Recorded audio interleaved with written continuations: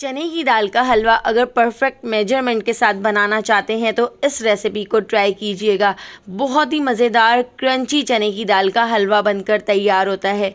तो चलिए इसकी रेसिपी को देख लेते हैं। तो चने की दाल का बहुत ही मज़ेदार हलवा बनाने के लिए मैंने यहाँ पर 1 कप चने की दाल ले ली है। ये आधा पाव चने की दाल है। आप अपने घर का कोई कप सेट कर सकते हैं और उस कप के नाप से आप ये चने की दाल का हलवा बना के तैयार कर सकते हैं। चने की दाल को 2 घंटे के लिए धोकर भिगो दिया था, इसको सोक कर लिया था। तो यहाँ पर आप देख सकते हैं चने की दाल कितनी ज़्यादा फूल चुकी है, ये बहुत अच्छी तरह से सोक हो चुकी है। चने की दाल को जब मैं इस तरह से ब्रेक कर रही हूँ तो ये बहुत ही आसानी से टूट रही है। तो चने की दाल हमारी सोक हो चुकी है। चने की दाल को मैं एक कढ़ाई के अंदर ऐड कर देती हूँ।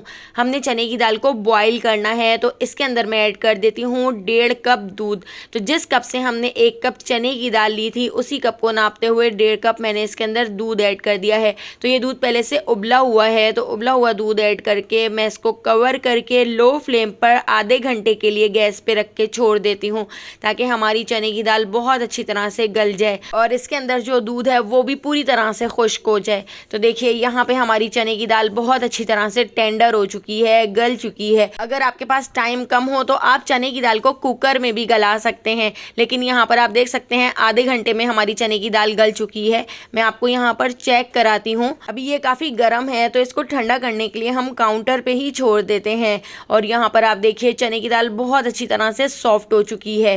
तो चने की दाल को ठंडा करने के लिए मैंने 1 घंटे के लिए छोड़ दिया था और ये बहुत अच्छी तरह से ठंडी हो गई थी।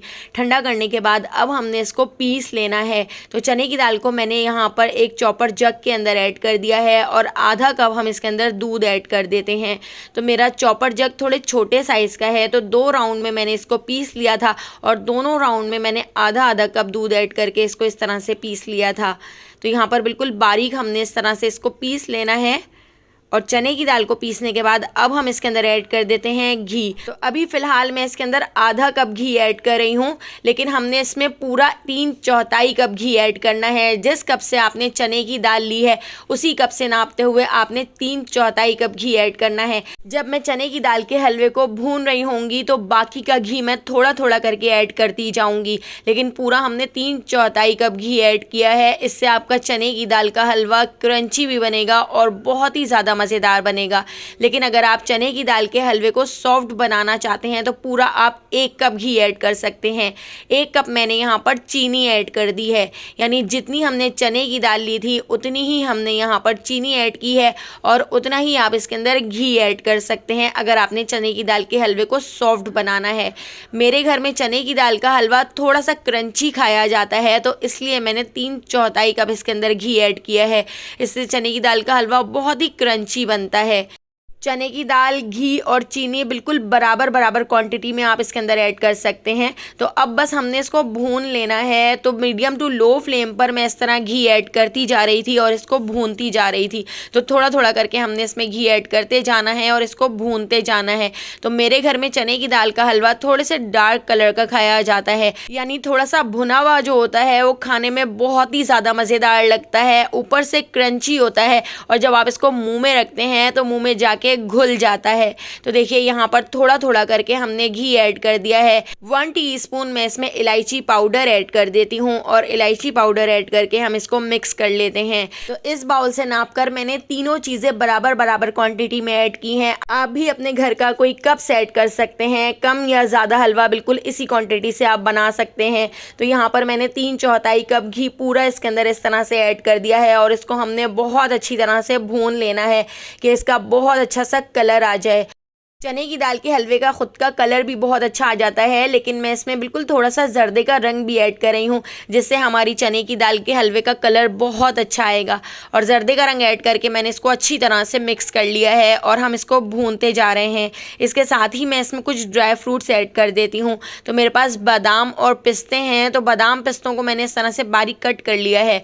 बादाम पिस्ते थोड़े से मैं अभी ऐड कर देती हूँ और थोड़े बादाम पिस्ते हम गार्निशिंग के लिए बचा लेते हैं।